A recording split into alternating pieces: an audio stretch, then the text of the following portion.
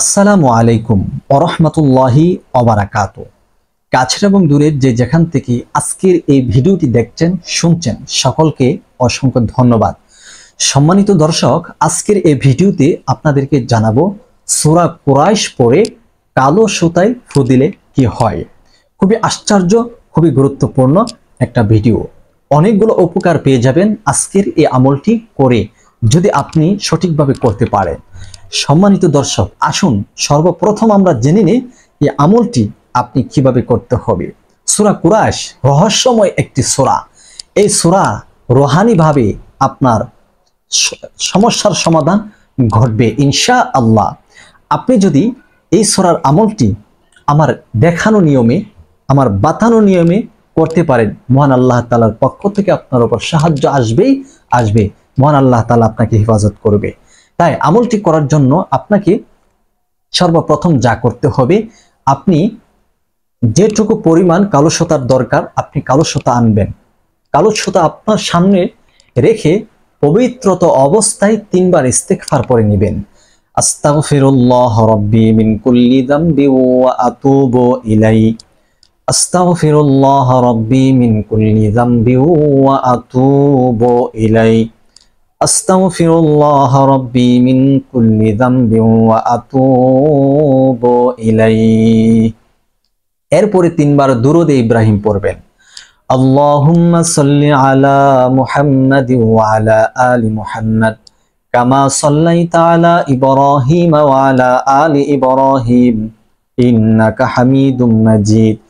আল্লাহুম্মা বারিক আলা মুহাম্মাদ ওয়া আলা আলি মুহাম্মাদ কামা বারাকতা আলা ইব্রাহিম ওয়া আলা আলি ইব্রাহিম ইন্নাকা হামিদুম মাজিদ। সম্মানিত দর্শক, এই যে পড়লাম এর নাম হচ্ছে দুরূদে ইব্রাহিম।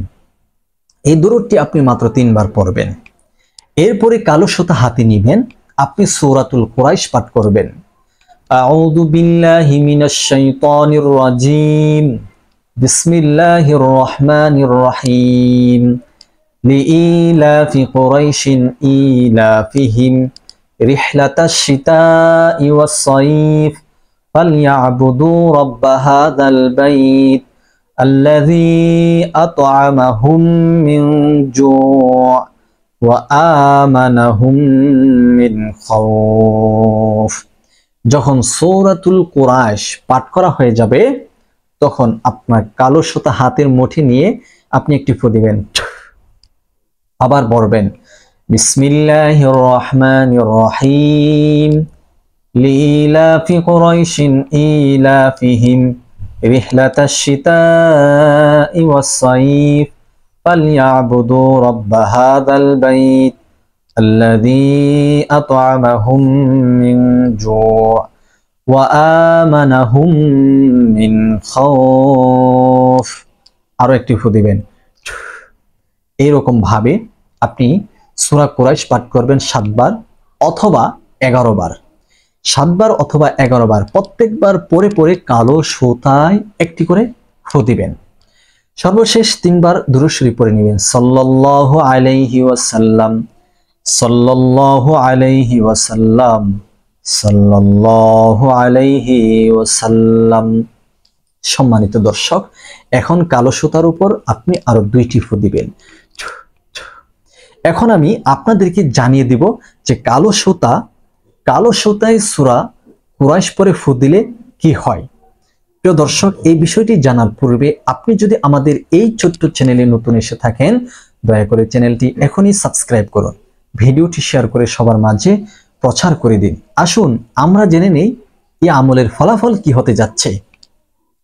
আপনি যদি এই আমলটি করেন তাহলে প্রথমত জিন ভূতের ভয় দূর হবে।